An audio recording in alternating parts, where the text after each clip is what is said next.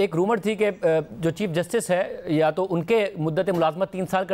کرنے کا سوچ رہی ہے حکمراں اتحاد 2/3 اکثریت کی صورت میں، یا پھر ججز کی ریٹائرمنٹ جو سپریم کورٹ کے ججز ہیں اسے 68 سال کرنے کا سوچ رہی ہے۔ پھر یہ خبر آئی کہ چیف جسٹس نے کم از کم اٹارنی جنرل کے ذریعے پیغام دیا ہے کہ میں کسی بھی قسم کی توسیع میں انٹرسٹڈ نہیں ہوں۔ کیا یہ بات درست ہے؟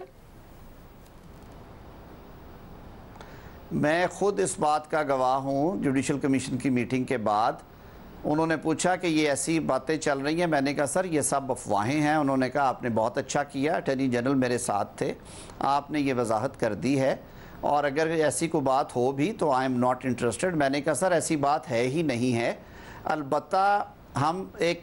پینشن ریفارمز کے اوپر کام کر رہے ہیں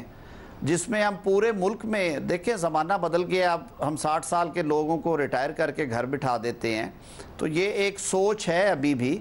کہ اکراس دا بورڈ جو ہے وہ 2 سال کے لیے اضافہ دیا جائے تاکہ اس سے ہمیں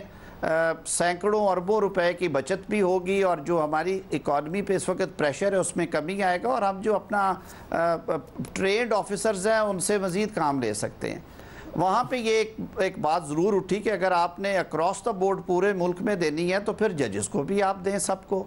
تاکہ اس کا پورا امپیکٹ آئے اور پھر اس میں کوئی ڈسکریمنیشن نہ ہو۔ اس کے لیے آئینی ترمیم کی ضرورت ہے، لیکن ہم we were not dying for it کہ ہم ضروری دینا چاہتے ہیں۔ تو اگر آپ محروم ہو بھی گئے تو سلمان راجہ صاحب نے میں سلمان راجہ صاحب سے بھی پوچھ لیتا ہوں کہ وہ، مگر مجھے یہ بتائیں آپ کیٹیگوریکلی کہہ رہے ہیں کہ چیف جسٹس نے کہا اٹارنی جنرل کے سامنے اور آپ بھی موجود تھے کہ اگر آپ ایسا سوچ بھی رہے ہیں تو میں اپنی مدت ملازمت میں توسیع کے لیے انٹرسٹڈ نہیں ہوں، میں ریٹائر ہو جاؤں گا اپنے ٹائم پر۔ بالکل انہوں نے یہ بات بالکل بڑی کلیئرٹی سے کی، اور یہ بات ہم نے بھی انہیں بتائی کہ ایسی کوئی، اور میں یہ وضاحت کرنا چاہتا ہوں حکومت کے پارٹ پہ کہ جب ہم منتخب ہو کے آئے ہیں اور ہماری نئی کابینہ بنی ہے، ایسی کوئی تجویز زیر غور نہیں تھی، اور ایسی کوئی تجویز جو ہے اس پہ عمل کرنے نہیں ہم جا رہے تھے۔ ادروائز بھی ابھی ہاؤس کمپلیٹ نہیں، اور بڑی چیزیں ہیں۔